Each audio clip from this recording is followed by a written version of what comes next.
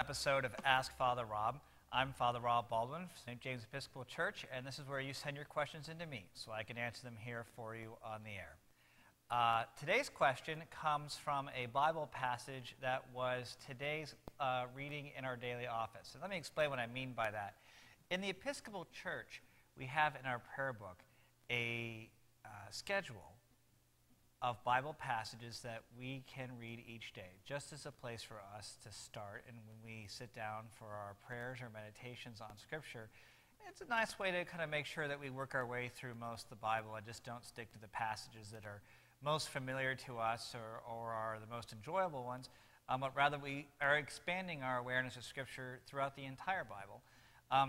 The question that I was given, though, was what does Jesus mean when he talks about how the disciples and we must be like little children? And the passage in question, as I said, was the passage from today's reading, which is from the 18th chapter of the Gospel of Matthew. At that time, the disciples came to Jesus and asked, "Who is the greatest in the kingdom of heaven?" He called a child whom he put among them and said, "Truly I tell you, unless you change and become like children, you will never enter the kingdom of heaven. Whoever becomes humble like this child is the greatest in the kingdom of heaven.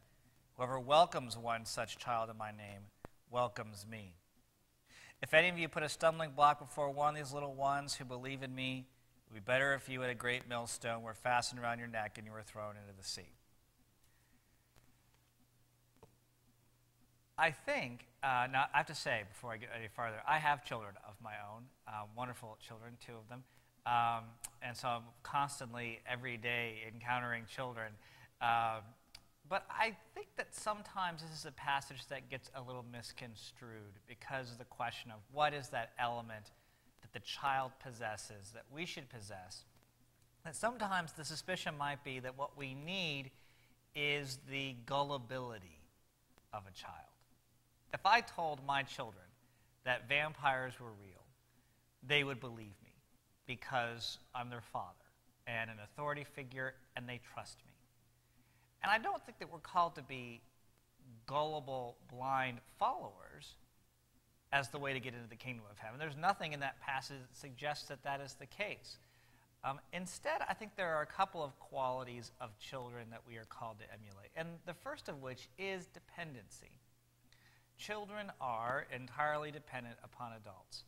And in fact, I think much of the worst things that happen in American society happen because the dependency of children is ignored by adults that should be responsible for them, whether or not that is their parents or society as a whole. Whenever we fail to recognize the dependency of children, we do grievous harm. But all that aside, we are called to be dependent upon God. Dependent in that way that we are called to have that trust in God that my children have in me. To look to God for support. To realize that we can't do it on our own. To put our faith in God. That those are qualities of being a child that I think we as disciples are called to embrace.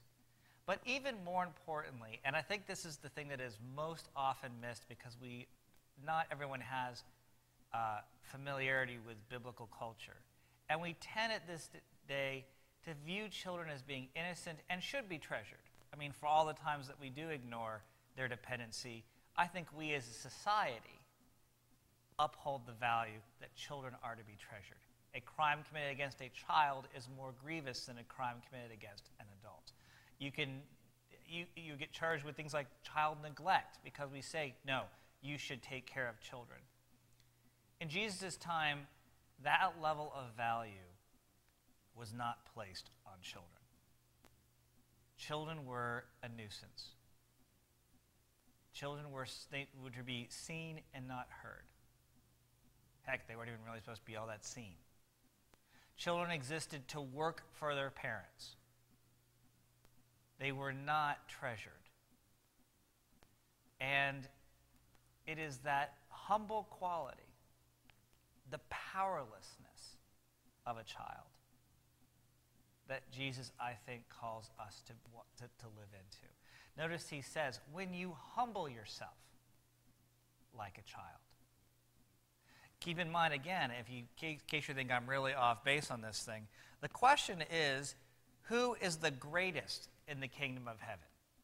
The disciples are living in this society, and I think so are we, where we think of greatness in terms of power and affluence and stature.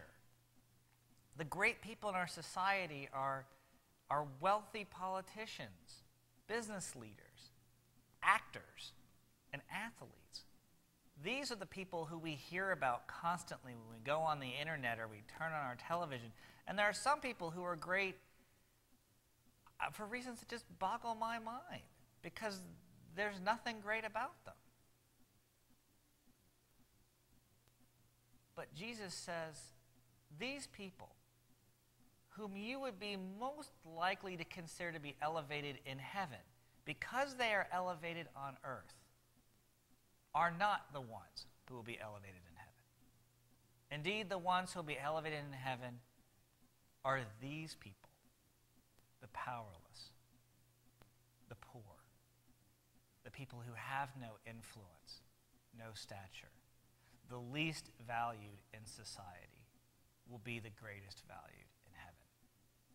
And so when we as Christian disciples think about how we are to be great, how we are to serve, whom we are to cater to as an institution, whom we are to look to as a person in our lives, we should look for those people who are not wealthy or affluent or famous, but those people who have surrendered their power to do the work of Jesus Christ.